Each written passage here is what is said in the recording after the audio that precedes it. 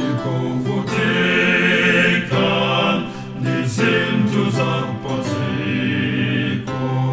musekelele kotin titayembira Yesu timwembira Yesu mpolumutsi watu timwembira Yesu tonse tidzakondwera musanzi unjekere chuma chapaziko zimbiri nenjenjete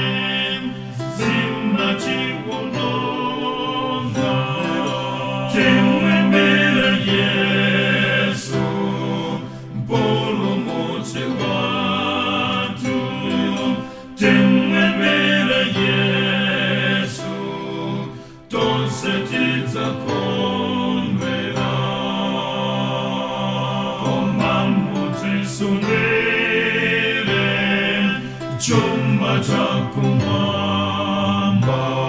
kumene anapita mtsogoleri wanu